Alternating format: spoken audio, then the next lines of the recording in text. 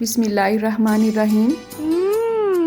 Tasty. जी हाँ, आज हम बनाएंगे बहुत ही टेस्टी अंदाज में ओजरी। बहुत से लोग ऐसे होते हैं जो ओजरी खाना पसंद नहीं करते हैं और इसे ना खाने की मेन रीज़न इसमें मौजूद स्मेल होती है और उन्हें डर होता है ये साफ़ नहीं है अच्छी तरह से। तो आज हम इसे इस अंदाज में बनाएंगे कि इसकी स्मेल बिल्कुल भी नहीं आएगी आपको और नीट एंड क्लीन करके हम इंशाल्लाह इसे पकाएंगे। तो चलिए इस दुआ के साथ आज की रेसिपी का आगाज़ करते हैं कि अल्लाह आप सबका दस्तरखान सजाए रखे और हम सबको सेहत और ईमान का रिज़्क अता फरमाए। टेस्टी। जी, तो यहाँ पे मेरे पास 2 बकरों की ओजरियाँ हैं। इसको 1 से 2 मिनट के लिए हमने गर्म पानी में डिप करके रखना है और उसके बाद हमने इसे वॉश कर लेना है खुले पानी में। उसके बाद इसे पानी में डिप करके इसमें सिरका ऐड करेंगे। 1/4 कप के हिसाब से सिरका ऐड किया है मैंने इसमें और इसे 5 से 7 मिनट के लिए कवर करके छोड़ देंगे। उसके बाद इसमें आटा ऐड करेंगे और अच्छी तरह से इसे मसल के रगड़ के आपने इसे साफ़ करना है। इसके बाद हमने इसको खुले पानी से खंगाल लेना है। आप चाहें तो ओजरी के पीसेस करवाने से पहले भी ये सारी सफाई कर सकते हैं। अब एक एक पीस को पकड़ के इसकी हमने चेकिंग करनी है। इसके पीछे जो भी फालतू चर्बी है उसे रिमूव कर लेंगे और अच्छी तरह से पानी से खंगाल लेंगे।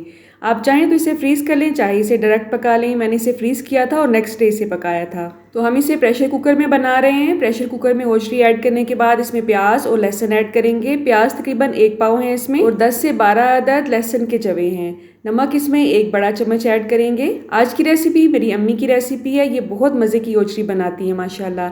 हल्दी इसमें 1 बड़ा चम्मच ऐड करेंगे क्योंकि इससे इसकी स्मेल भी ख़त्म होती है और इसकी जो अफादियत है उसमें भी इजाफा होता है। अब इसमें सुर्ख मिर्च का पाउडर ऐड करेंगे और ये भी आपने अपने टेस्ट के हिसाब से ऐड करना है। यहाँ पे तकरीबन 1.5 चम्मच ऐड करेंगे क्योंकि ये थोड़ी सी स्पाइसी ही अच्छी लगती है।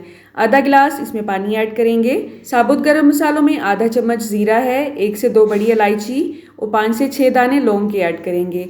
ऑयल इसमें 1/4 कप के हिसाब से ऐड किया है और ये सारा कुछ हमने प्रेशर कुकर को बंद करने से पहले ही इसमें ऐड किया है, ठीक है। अब प्रेशर कुकर को बंद करेंगे और इसकी विसल के बाद 5 से 7 मिनट के लिए वेट करेंगे। फिर चूल्हा बंद कर देंगे और आपने वेट नहीं उठाना है, उसकी स्टीम को खुद ही निकलने दिया करें, ठीक है। जब उसकी स्टीम अच्छी तरह से निकल जाएगी उसके बाद आपने उसका वेट उठाना है और फिर ढक्कन खोलना है। अब चूल्हे की आंच को हमने तेज़ कर देना है और इसका पानी खुश्क कर देना है। साथ ही साथ चम्मच से इसमें जो भी मसाला है वो मैश करते जाएंगे। प्रेशर के दौरान ये बहुत अच्छा सा गल जाता है तो आपने परेशान नहीं होना है कि साबुत मसाला कैसे मिक्स होगा। जैसे जैसे इसका पानी खुश्क होगा इसका मसाला भी गलता जाएगा। इसमें एक छोटा सा पीस दालचीनी का भी हमने ऐड किया था। तो प्रेशर कुकर खोलने के बाद बड़ी इलायची और दालचीनी वगैरह को रिमूव कर लेंगे और चुटकी भर कलवंजी ऐड करेंगे। अब हमने इसको चम्मच हिला के अच्छी तरह से इसे मिक्स करते हुए पकाना है। 5 से 7 मिनट के लिए हमने इसे प्रेशर पे पकाया था और इतना ही वक्त हो चुका है। हमने इसे तेज आंच पे अच्छी तरह से पानी खुश्क करते हुए पकाया है और आप देख सकते हैं इसकी बोटी अल्हम्दुलिल्लाह मुकम्मल तौर पे गल चुकी है।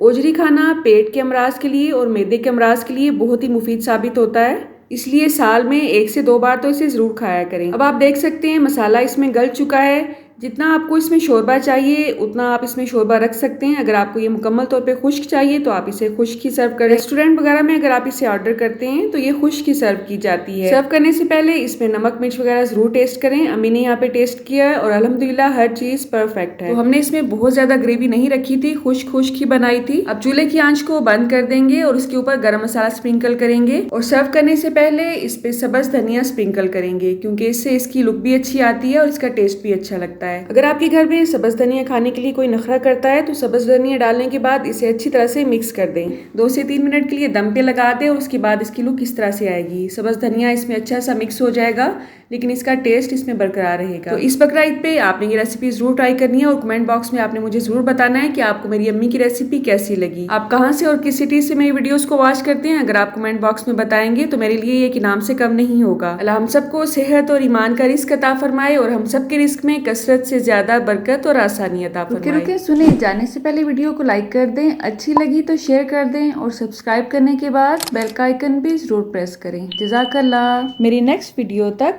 अल्लाह हाफिज़।